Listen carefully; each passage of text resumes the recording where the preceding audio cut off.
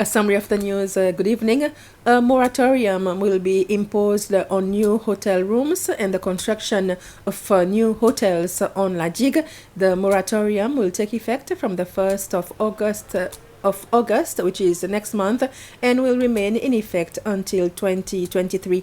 The Minister for Foreign Affairs and Tourism, Sylvestre Radigon, made the announcement during a press conference this afternoon where the results of the study and recommendations on the issue were presented to the media.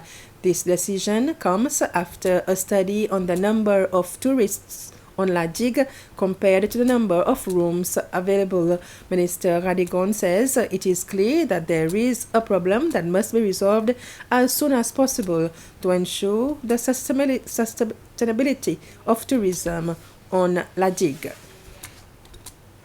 Lack of cooperation from parents is the main problem that teachers are facing, especially during this third term. It was teachers from Bellon Primary and Belloni Secondary Schools who pointed out this during a meeting with the Minister for Education, Dr. Justin Valentin. This morning, Minister Valentin was visiting the two schools to show support for the teachers during this COVID-19 pandemic. The teachers said that some parents are not making sure that their children are doing the schoolwork at home, and some do not even pick up the work from schools. Minister Valentin said that legal instruments will be used against parents who are not taking their responsibility. We need to go out, especially using the media, to sensitize parents, sensitize the community with regards to online learning, distance education, to tell them what exactly the schools are trying to do.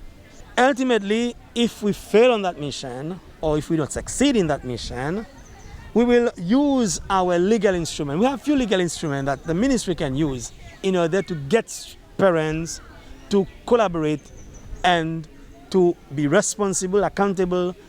All schools are now signing the contractual obligations, and we will use that as a means to getting them to respect the call and the interaction between the home and the schools. The Seychelles Prison Services recently hosted a virtual meeting to mark the Nelson Mandela International Day, which took place on the 18th of July. The facilitator of the meeting was the Peace and Diplomacy Research Institute at the University of Seychelles. During these virtual sessions, there were presentations by prison authorities from Mauritius, Tanzania, and Israel, and this in the presence of the Minister for Home Affairs, Mr. Errol Fonseca.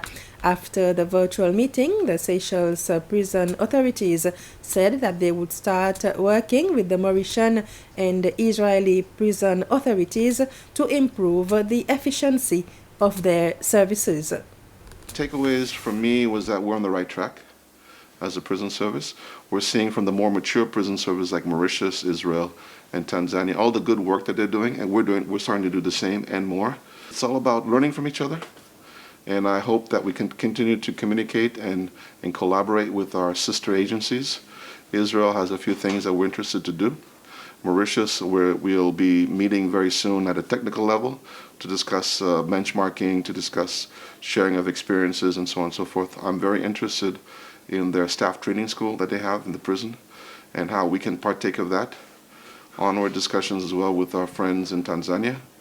So it's a lot of good things happening, and we continue to stress rehabilitation of inmates, reintegrating them back into Seychelles society so they can become positive citizens and contribute. A military gunship that played a key role in the fight against Indian Ocean piracy will be auctioned tomorrow for scrap. The Andromache is being sold off by the Coast Guard, with several bidders expressing interest in the vessel. But it's a sad moment for many sailors who served on board the patrol boat since it entered service in 1983.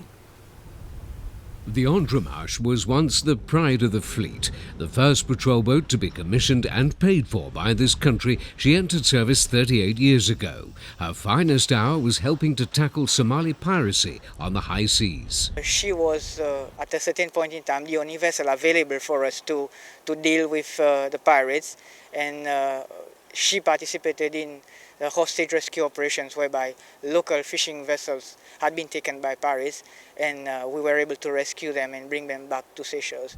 42 meters long, she was built in Italy with an aluminium superstructure and steel hull, and she bristled with firepower, including a 20mm anti-aircraft gun. The vessel itself has been valued at over 1 million rupees.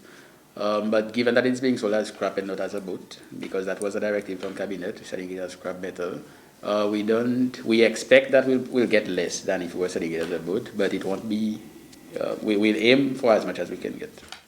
Anything of any real value has now been stripped out of this ship, including the radar and electronics that can be used for training elsewhere. And it also includes the ship's wheel that would have been gripped by the helmsman. That's been kept as a memento. Newer ships have taken Andromache's place, but for many, the memories of adventures aboard will never be forgotten. As a young sailor that joined the Coast Guard, I also spent a lot of time sailing on the vessel, and it's sad to see her go, but we have to part with her. Tomorrow's auction at the Perseverance Coast Guard base won't be the last. Andromache's sister ship Constant is likely to be next to be sold for scrap. We've come to the end of this news summary. I will be back at 8 to present the news in Creole.